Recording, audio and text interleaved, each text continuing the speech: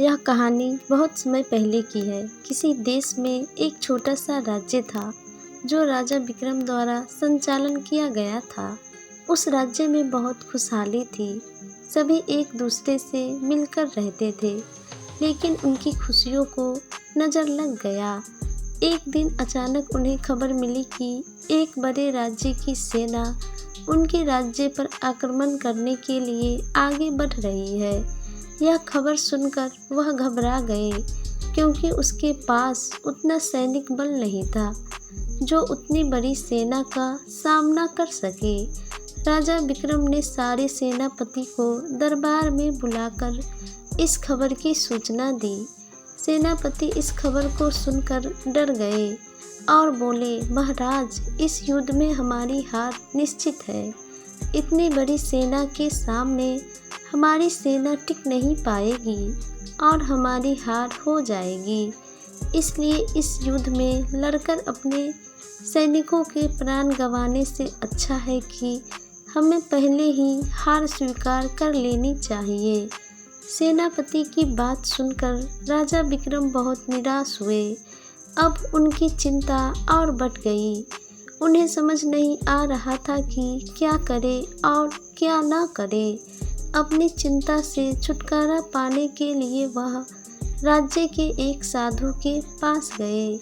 साधु को उन्होंने पूरी बात से अवगत कराया और बताया कि सेनापति ने तो युद्ध से पहले ही हार मान लिया है। ये बात सुनकर साधु बोले, महाराज, ऐसे सेनापति को तो तुरंत उसके पद से हटाकर कारागाह में डाल देना चाहिए। ऐसे सेनापति जो बिना लड़े हार मान रहा है, उसे सेना का नेतृत्व करने का कोई अधिकार नहीं है। साधु की बात सुनकर राजा विक्रम बोले, यदि मैंने उसे कारागाह में डाल दिया तो सेना का नेतृत्व कौन करेगा? महाराज की बात सुनकर साधु बोले, महाराज, आपके सेना का नेतृत्व मैं करूँगा। राजा सोच में पड़ गए कि साधु युद्ध कैसे लड़ेंगे। उन्होंने तो कभी कोई युद्ध नहीं किया, किंतु कोई विकल्प न दिखा। उन्होंने साधु की बात मान ली और उन्हें अपनी सेना का सेनापति बना दिया। सेनापति बनने के बाद साधु ने सेना की कमान संभाल ली और सेना के साथ युद्ध के लिए निकल पड़े।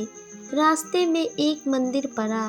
मंदिर के सामने साधु ने सेना को रोका और सैनिकों से बोले, यहाँ कुछ देर रुको, मैं मंदिर में जाकर ईश्वर से पूछकर आता हूँ कि हमें युद्ध में विजय प्राप्त होगी या नहीं। ये सुनकर सैनिकों ने चिंतित होकर पूछा, मंदिर में तो भगवान की पत्थर की मूर्ति है, वह कैसे बोलेंगे? इस पर सेना की कमान संभाल रहे साधु ने कहा, मैंने अपनी सारी उम्र देवीय शक्तियों के वार्तालाप किया है, इसलिए मैं ईश्वर से बात कर लूँगा। तुम लोग यहीं रुको और मेरी प्रतीक्षा करो। यह कहकर साधु मंदिर में चले गए। कुछ देर बाद जब वो वापस लौटे तो सैनिकों ने पूछा, ईश्वर ने क्या कहा? साधु ने उत्तर दिया, ईश्वर ने कहा है कि यदि रात में इस मंदिर से प्रकाश दिखाई पड़े तो हमारी विजय निश्चित है। पूरी सेना रात होने की प्रतीक्षा करने लगी। रात हुई तो मंदिर में उन्हें प्रकाश दिखाई पड़ा। ये देखकर सेना खुशी से झूम उठे। उन्हें ये विश्वास हो गया कि अब वो युद्ध जीत लेंगे। उनका मनोबल बढ़ गया और वो जीत के मंसूबे से युद्ध के मैदान में पहुँचे। युद्ध 20 दिनों तक चला। सैनिक जी जान से लड़े। इसके परिणाम में उनको विजय प्राप्त हुई। विजयी सेना जब वहां से वापस आ रहे थे तो रास्ते में फिर वही मंदिर पड़ा। तब सैनिकों ने साधु से कहा कि ईश्वर के कारण हमारी विजय हुई है, आप जाकर उन्हें धन्यवाद दे आए। साधु ने उत्तर दिया, इसकी कोई आवश्यकता नहीं है। यह सुनकर सैनिक कहने लगे, आप कितने कृतज्ञ हैं। जिस ईश्वर ने मंदिर में रोशनी कर हमें जीत दिलाई, आप उनका धन्यवाद भी नहीं कर रहे हैं।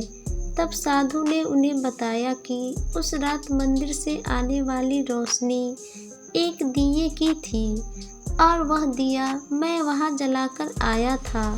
दिन में तो वो रोशनी दिखाई नहीं पड़ी, किंतु रात होते ही दिखाई देने लगी। दिए की रोशनी देखकर तुम सबने मेरी बात पर विश्वास कर लिया कि युद्ध में विजय हमारी होगी। इस तरह तुम सबका मनोबल बढ़ गया और तुम जीत के विश्वास के साथ युद्ध के मैदान में गए और असंभव लगने वाली युद्ध को तुमने लड़कर जीत हासिल किया।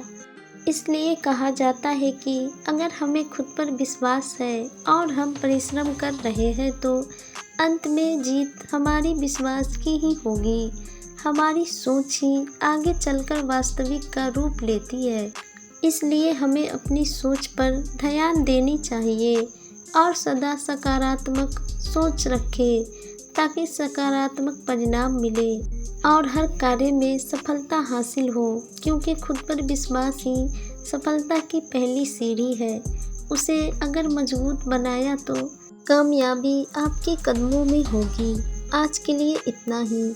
अगर हमारी कहानी पसंद आई है तो इस चैनल को सब्सक्राइब करें और वीडियो को लाइक करें।